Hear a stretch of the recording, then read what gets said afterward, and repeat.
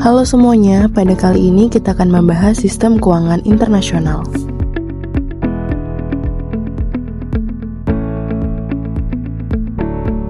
Sistem keuangan internasional mencakup serangkaian aturan, lembaga, dan pasar yang mengelola arus keuangan antara negara-negara.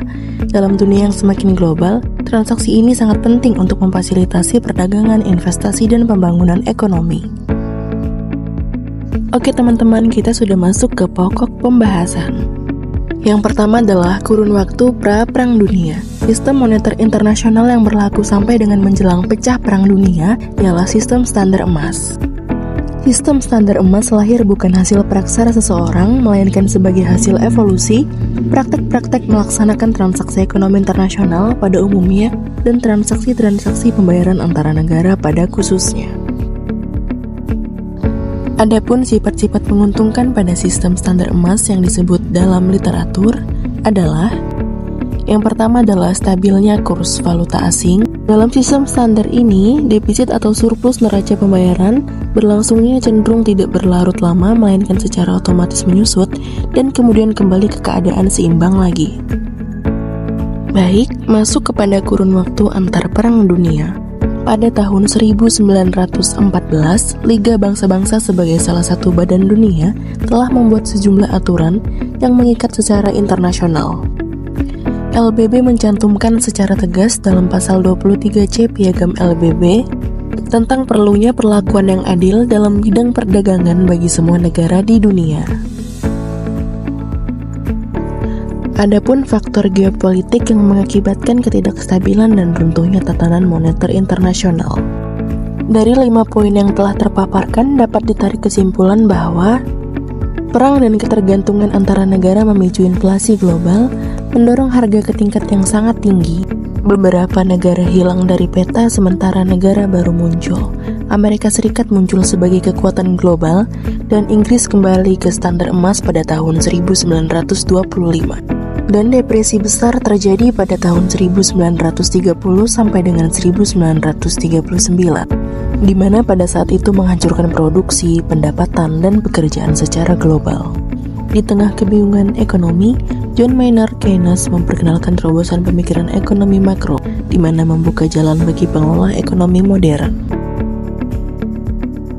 Yang ketiga adalah sistem moneter internasional kurun waktu pasca Perang Dunia. Dalam kurun waktu ini dijumpai 2 macam sistem moneter, yaitu sistem Bretton Woods yang memiliki masa penggunaan dari tahun 1946 sampai tahun 1972 dan sistem kurs mengambang yang menggantikan sistem Bretton Woods dan hingga sekarang masih dalam pemakaian.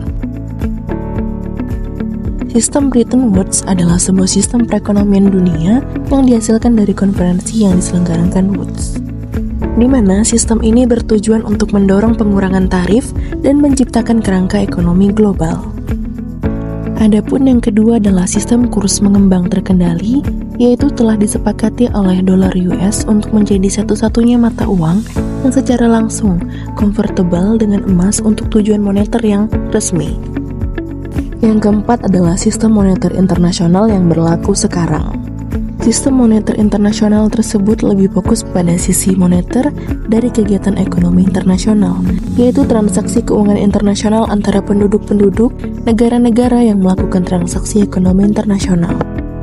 Dalam ekonomi internasional menunjukkan adanya hubungan aktivitas ekonomi suatu negara dengan aktivitas ekonomi negara lain. Aspek-aspek sistem moneter internasional. Yang pertama adalah aspek penyesuaian, yang kedua adalah aspek likuiditas, yang ketiga adalah aspek kepercayaan.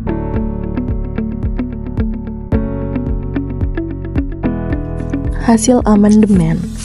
Setelah kegagalan sistem Bretton Woods pada tahun 1971, IMF membentuk Committee of 20 untuk menyusun reformasi moneter global. Namun pada tahun 1974 baru tercapai garis besar reformasi.